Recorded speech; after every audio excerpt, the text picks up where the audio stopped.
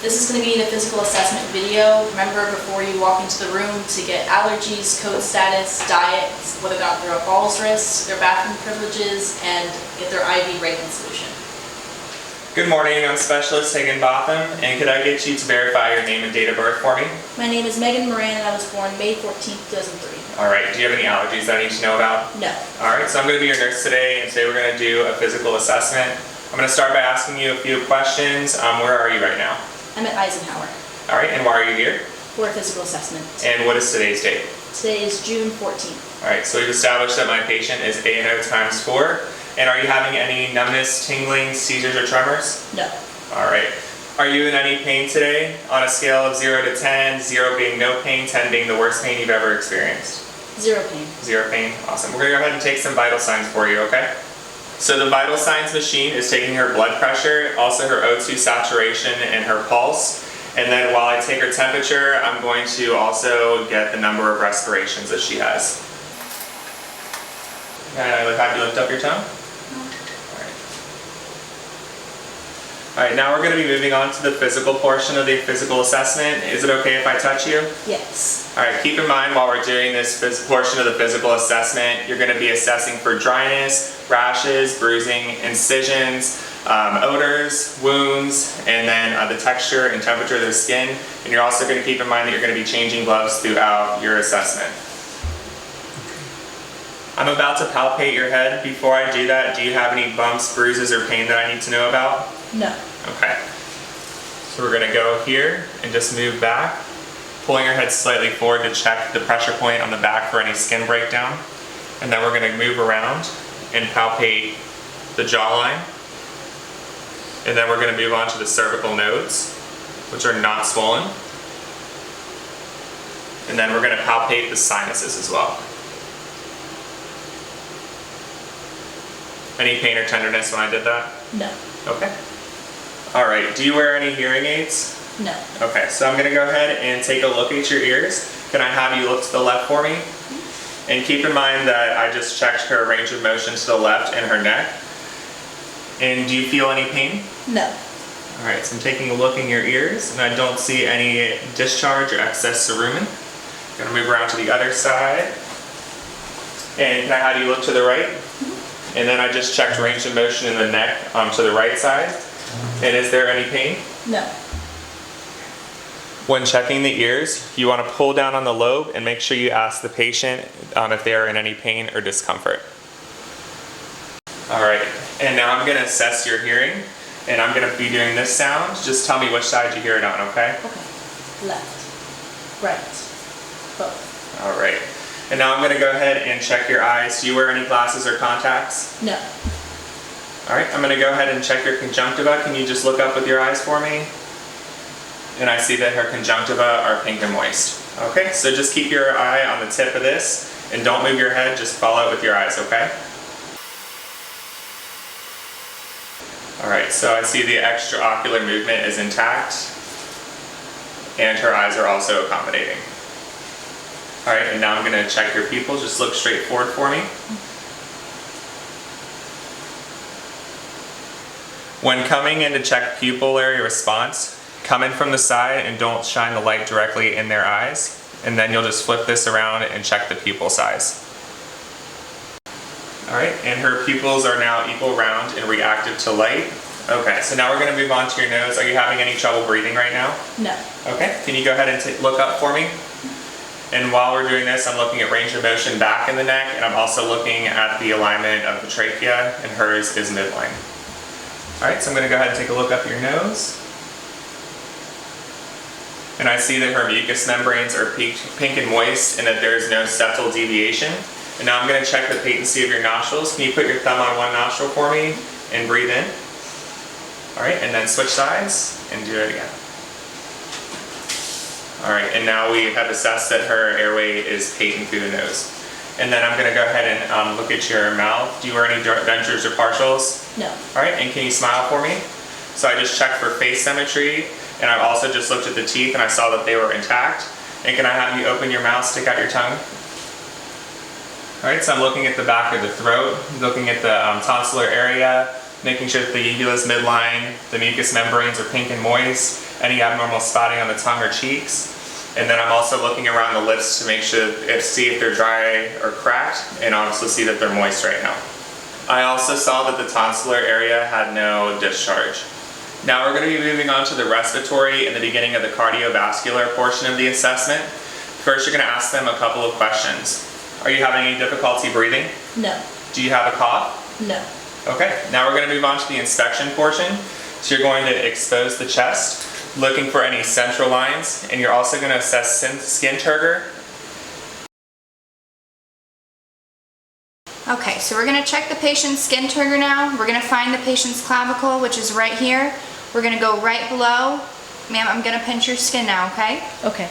We're going to pinch up, release, and check to see if there's any tenting. And in this case, our patient's skin is non-tenting. Right beneath the clavicle, and I see that her skin is non-tenting. And I'm going to have you sit forward, and then you're going to palpate and let me know if there's any pain while I do this, okay? Okay.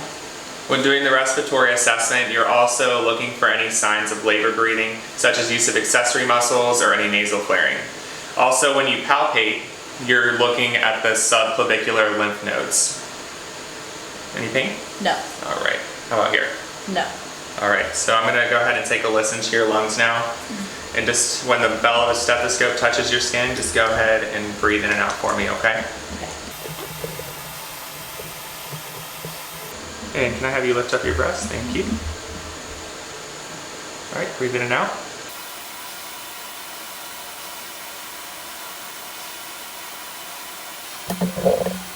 So when you're auscultating the respiratory sounds, you're looking for normal rate and rhythm and depth of breathing, which hers is normal.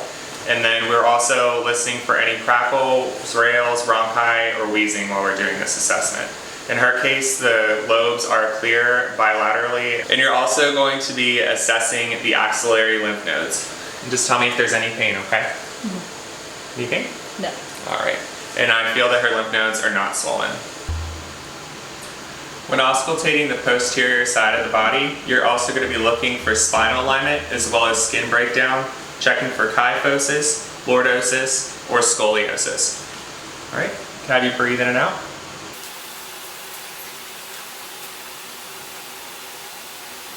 When auscultating the upper part of the back, you're going to be putting the bell of the stethoscope in between the spine and the scapula. I'm going to have you lay back down for me, and I'm going to go ahead and take a listen to your heart, okay? Okay. To auscultate heart sounds, you're going to start at the clavicle, just to the left of the sternum. You're going to go down 3 intercostal spaces, and then you're going to place the bell of the stethoscope here, and this is Erb's point. You're listening for normal S1, S2 sounds, as well as noting any murmurs or abnormalities that you might hear. From there, you're going to go down 2 more intercostal spaces, mid-clavicular, and you're going to place the bell of the stethoscope here, and you're going to listen to the apical pulse for 1 full minute. Now we're going to move on to look at the upper extremities, and as always, you have to ask your questions. Are you having any numbness, tingling, itching, cramps, spasms, pain, or tremors in your upper extremities? No? No. All right. So then you're going to visually inspect the arms. You're going to be looking for any skin breakdown, bruising. You're looking at hair distribution, also looking at the skin color, and then you're going to be feeling for the temperature the entire time. Upon inspection, I see that she has an IV site in her right antecubital fossa. You're going to be looking at the sites for any redness or any signs of infection, and then you're going to look, and then you're going to make sure that the IV site is patent. So before you do that, you're going to unclamp it and then throw away the old top. Cleanse the port with an alcohol pad. Let that dry. And while that's drying, you're going to go ahead and get your flush ready, normal saline. Squeeze out the air. Put it on the port. And flush, looking for any signs of infiltration. After your flush, you're going to recap it, and then make sure that you close the IV site off again. Keep in mind that when you flush an IV site, you need to ask your patient if there was any pain. After inspecting the arms, you're going to palpate the arms, feeling for any atrophy, atony, and just assessing overall muscle tone. And you're also going to be looking at the hands and the arms for contractures. Then you're going to move on to active range of motion of the upper extremities. And so for that, I'm just going to have you follow what I do, okay? Put your arms out and bend at the elbows and go around in a circle with your wrists and look at your fingers for me. Any pain in doing any of that? No. Then you're going to move on into passive range of motion. Keep in mind for the purposes of this video, when assessing the upper or the lower extremities, that you never want to reach over your patient. I'm just doing it for better visualization for the camera. To do passive range of motion, you're going to take the palm of your hand and put it up top of the upper extremity. Have them rest their hand on your bicep and then grab at the elbow. You're going to go in a circular motion, feeling for any crepitus and making sure you're asking them if they have any pain. Any pain? No. All right, then you move down to the elbow and work it like a hinge. Any pain at all? No. All right, and then you're going to grab at the wrist, movement in a circle. Any pain? No. And then every single digit you're going to do as well. Any pain on that? No. Okay. So then you're going to inspect for capillary refill. Before you do that, you're going to look for any yellowing, abnormal thickness of the nails, or you're going to look for any clubbing of the fingertips. Checking capillary refill, you want it to be less than 3 seconds, which it is, and then you're going to do the same on the other hand. All right, then you're going to go to the wrists and look at the bony prominence, looking for edema, which she has none. And then you're going to go to the radial pulses, and hers are +3 and strong and equal bilaterally. And then you're going to go ahead and assess grip strength. Go ahead and squeeze. And then her grip strength is strong and equal bilaterally. And then for passive range of motion, you're going to do the same to the other side. After assessing the upper extremities, you're going to move on to the questions for the gastrointestinal and the genitourinary systems. What type of diet are you on? I'm on a regular diet. Do you have any restrictions or intolerances? No. All right, and have you had any changes in your appetite? No. Any weight gain or loss more than 5 pounds in the last month? None. All right, and when was your last meal? This morning. And how much did you consume? 100%. And when was your last bowel movement? Also this morning. And can you describe the color and consistency for me? Brown and formed. And are you able to pass gas? Yes. Have you had recently any changes of frequency of urination? No. Any hesitancy or pain with urination? No. Have you had any abnormal discharge from your genital area? Nope. Okay. And when was the last time that you urinated? A few hours ago. And was it a normal amount for you? Yes. All right, and what color was it? Yellow. And was it clear or cloudy? Clear. Did you notice any sediment in it? No. And then, was there any strange odors to your urine at all? No. After laying your patient flat, you're going to move the sheet down to just below the pubic symphysis so you can inspect the abdomen for obvious masses, distension, hernias, or any other abnormalities that you may notice. In her case, I see 0.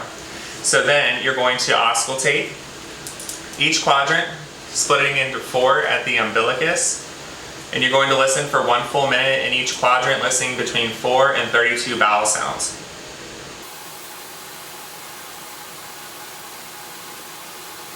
And from my assessment, I can tell that my patient has normal active bowel sounds in all 4 quadrants.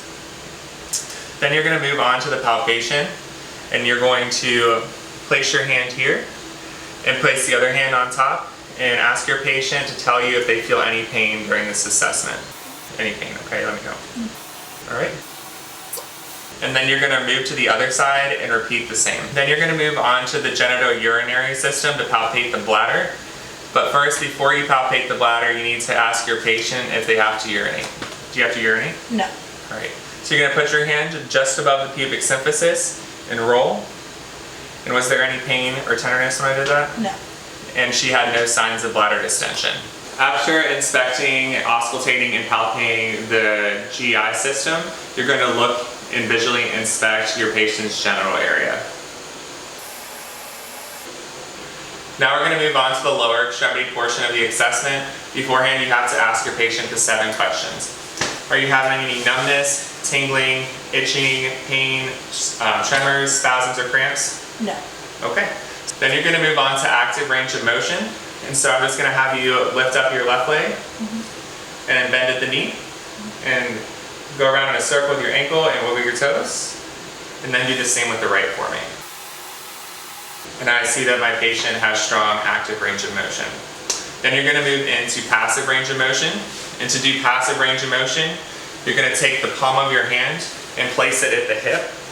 And then you're going to take the other hand, place it under the ankle, and you're gonna go in a circumduction motion, feeling for any crepitus or abnormalities. Then you're gonna move this hand down to the knee, put the other hand underneath, go up and down, feeling for any crepitus or other abnormalities. Then you're gonna move down and grip at the ankle and do a circumduction motion. And then you're going to do each digit individually. Was there any pain when I was doing any of that? No. Okay. So when you get to the feet after your range of motion, you're going to be inspecting the nails again for yellowness or any abnormal thickening. And then you're gonna go ahead and get capillary refill, which should be less than 3 seconds. If your patient's wearing nail polish, you can also check capillary refill by pressing at the end of the toe. And her capillary refill is normal. Then you're gonna move and check for edema on the bony prominences, which she has no edema. And then you're gonna inspect the pedal pulses. And her pedal pulses are 3+ and equal and strong bilaterally. And then we're gonna go ahead and check for the strength of the pedal. So push and pull.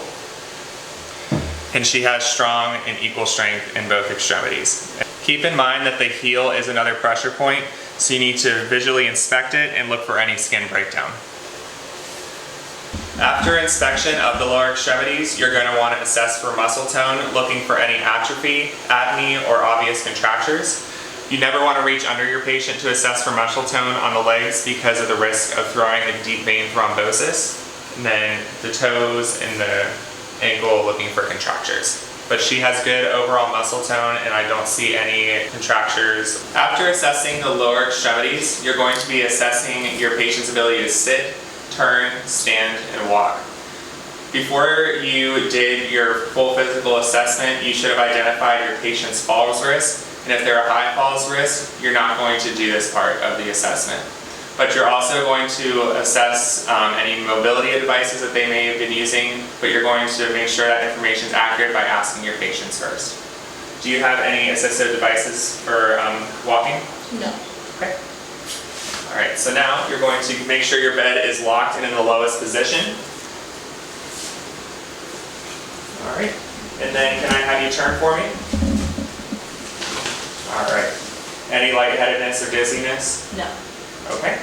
And then, are you able to stand up? Yes. All right, so you're going to place your foot in between your patient and get in a catching position, like you're ready to catch them if they're going to fall.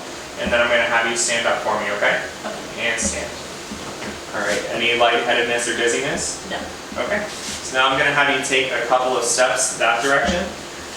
And you're going to have your hand at the small of the back with the hand in the front ready to catch. 1, 2, turn around for me. All right, and face me. And go ahead and back up to where your legs are touching the bed and take a seat. And you can go ahead and get back into bed. Make sure that before you ambulate your patient that they're wearing non-slip socks.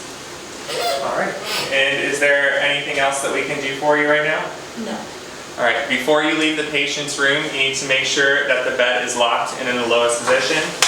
Both side rails are up.